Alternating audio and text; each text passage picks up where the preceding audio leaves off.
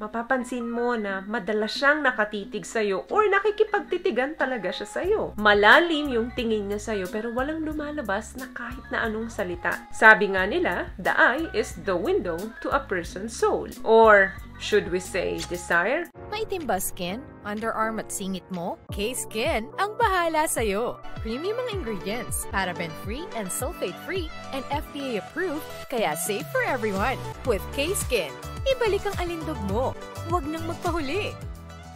Hi guys! Welcome back to our channel. Kamusta po kayong lahat? Sana ay nasa mabuti po kayo. At sa mga hindi po nakakakilala sa akin, my name is Cheryl Ting. At kung bago lang po kayo sa channel na to, pwede po bang makahingi ng isang favor? To please consider to subscribe dito po sa ating channel. And also, huwag nyo na rin po sanang kalimutan i-like and i-follow ang ating Facebook page official.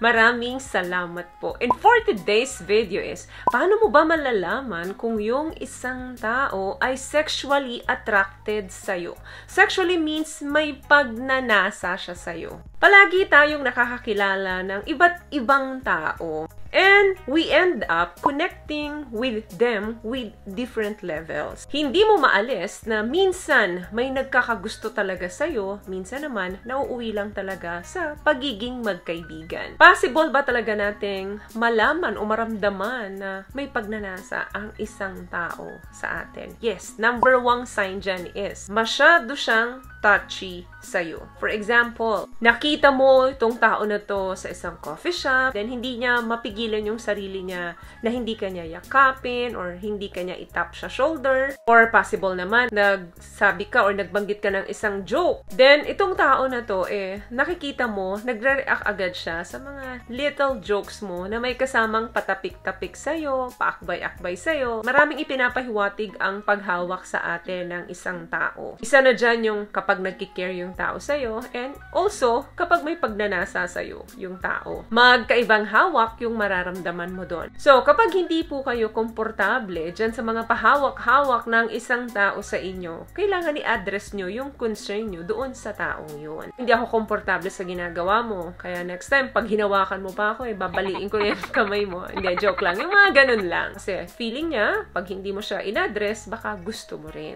Number 2, they always fix themselves. Palagi niyang inaayos yung sarili niya. Gusto niya, palagi kanyang nai-impress. Kapag ang isang tao sexually attracted sa'yo, ipinipresent niya sa'yo yung best version ng sarili niya.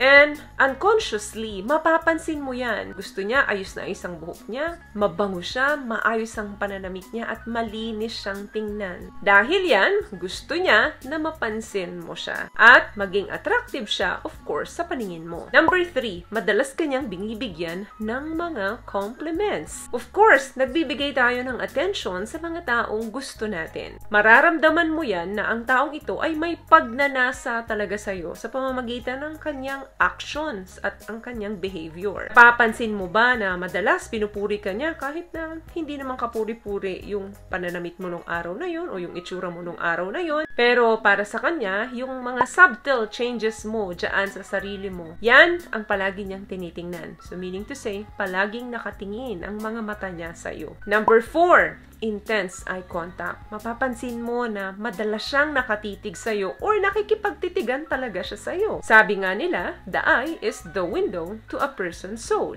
Or, should we say, desire? Yes, dyan nag-uumpisa ang lahat. Makikita mo naman yan yung pagkakaiba nung tingin ng isang taong nakafocus sa'yo at yung tingin ng isang taong in love sa'yo. And, of course, ang taong may pagnanasa sa'yo. Malalim yung tingin niya sa'yo pero walang lumalabas na kahit na anong salita. Pero, hindi imposible na maramdaman mo na yung sexual tension is nabibuild sa kanya. Another thing, ito, very obvious to. Mahilig siyang mag-flirty jokes sa'yo. Dinadaan niya to sa biruan kasi gusto niyang malaman or makakuha ng hint kung ikaw ba ay magra-ride doon sa joke niya or hindi. At pag nakita niyang interested ka doon sa joke niya, it's a good sign para sa taong ito na gusto mo rin yung gusto niya. Another thing, they become extra caring. Yes, sa magkakaibigan nandun talaga yung care sa isa't isa. Pero kapag ang isang tao ay may intention sa'yo, meron talagang extra caring na ginagawa yan at ipinaparamdam sa'yo.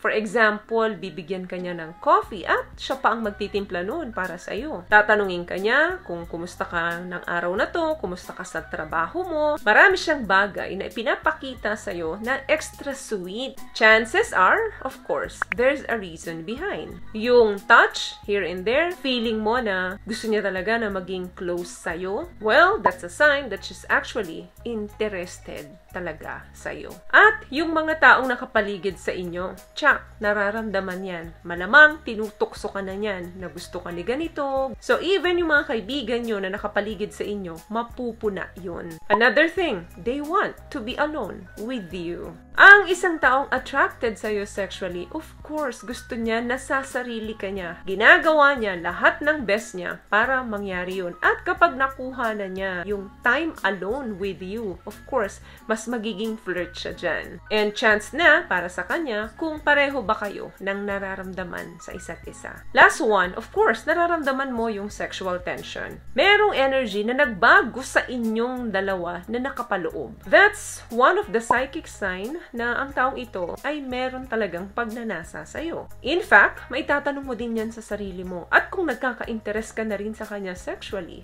mararamdaman niya rin yun. At madalas, iniisip mo na rin siya tungkol doon na may pagnanasa ka na rin sa kanya. Dahil ang reason dyan, nagkakaroon ng magnetic forces between the two of you. So, nandoon na ngayon yung intense na thrill. And subconsciously, this person is already communicating with you. So, kapag nangyayari na ang mga bagay na napag-usapan natin dito, is tanungin mo yung sarili mo. Ito ba ay emotional connection o sexual desire lang? So, dapat mag-ingat ka kung ano ba talaga yung nararamdaman ninyo sa isa't isa. Kasi baka pag na-release na ninyo yung mga yan, biglang may mag-ghost na lang ang isa sa inyo. So, better na i-develop nyo muna ang inyong emotions para maiwasan yung pag-ghosting.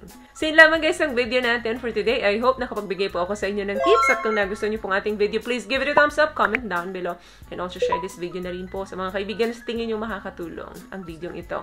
Once again, palagi po kayong mag-iingat at palagi po kayong manalangin. Thank you guys for watching and see you on our next one. Always love yourself and be a blessing. Bye!